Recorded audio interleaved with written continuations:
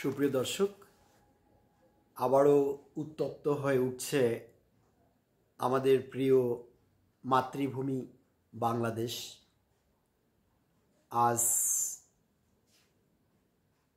ন্যাক্কারজনক একটি হত্যাকাণ্ড ঘটেছে।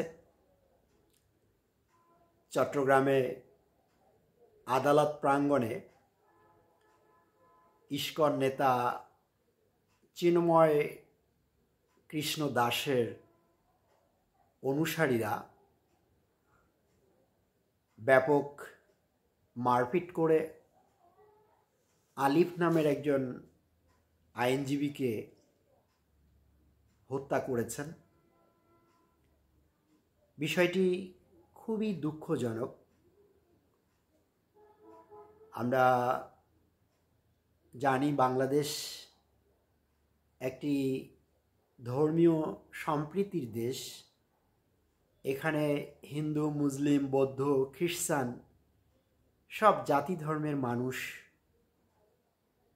ঐক্যবদ্ধভাবে সংঘবদ্ধ হয়ে সম্প্রীতি ও সৌহার্দ্য নিয়ে বসবাস করছে। কিন্তু আজকের এই অনাকাঙ্ক্ষিত ন্যাক্কারজনক বর্বরোচিত হত্যাকাণ্ডটি আমাদের আশাহত করল। আমরা আশাহত হলাম। সুপ্রিয় দর্শক, 5 অগাস্টের পর বাংলাদেশে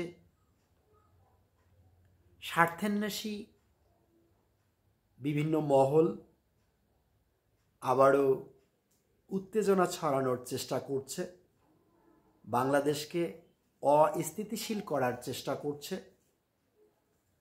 বাংলাদেশের ভাবমূর্তি ক্ষুণ্ণ করার চেষ্টা করছে। 5 অগাস্টের পর এ ধরনের বিভিন্ন ষড়যন্ত্রের কথা আমরা শুনেছি এবং অবশ্যই সব ধরনের ষড়যন্ত্রকে নস্যাৎ করে বাংলাদেশ এগিয়ে যাচ্ছে।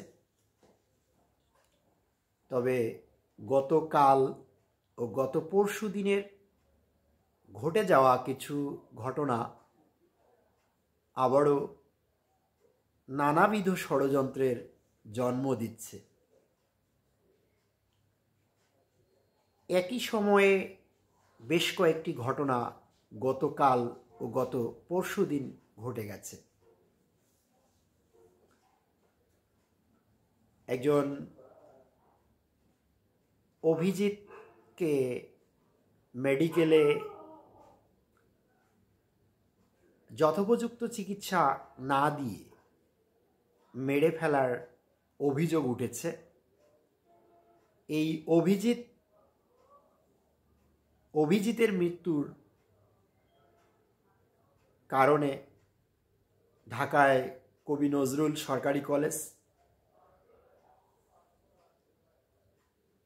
ডাক্তার মাহবুবুর রহমান মোল্লা কলেজ ও সোহরাওয়ার্দী কলেজের শিক্ষার্থীদের মধ্যে দফায় দফায় ব্যাপক সংঘর্ষ হয়েছে। এই সংঘর্ষে যে এই কারণ ইনভেস্টিগেট করতে গিয়ে আইনশৃঙ্খলা রক্ষাকারী বাহিনী যে তথ্য পেয়েছে তাতে জানা গেছে তৃতীয় একটা পক্ষের ইন্ধনে ছাত্ররা এই আন্দোলন সংগ্রামের নামে নৈরাজ্যকর পরিস্থিতির মধ্যে জড়িয়ে গেছে, নিজেদেরকে জড়িয়ে ফেলেছে, এমন একটি তথ্য পাওয়া গেছে। এর বাহিরে ঢাকায় লোন দেওয়ার নাম করে সারা দেশ থেকে মানুষ নিয়ে গিয়ে জমায়েত করার একটা সমাবেশ করার একটা অপচেষ্টা চালানো হয়েছে। শেষ পর্যন্ত আইনশৃঙ্খলা রক্ষাকারী বাহিনী এটি প্রতিহত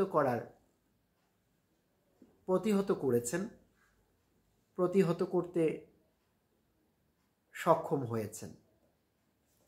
এর বাহিরে প্রথম আলো ও ডেইলি স্টারের অফিসে হামলা, তাদের অফিসের সামনে অবস্থান নেওয়া, বিক্ষোভ করা ইত্যাদি নানাবিধ ঘটনা ঘটে গেছে গত দুদিনে।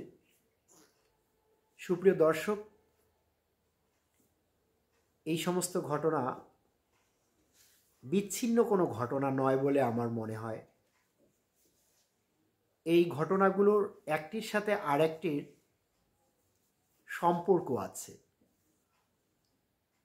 এই ঘটনাগুলো হতে পারে এবং বিশ্বাস করতেই হয় কোনো একটা পক্ষ ইন্ধন দিয়ে ঘটাচ্ছে। সুপ্রিয় দর্শক, আসুন আমরা সবাই সঙ্ঘবদ্ধ হই, ঐক্যবদ্ধ হই এবং যে কোনো ষড়যন্ত্র, যে কোনো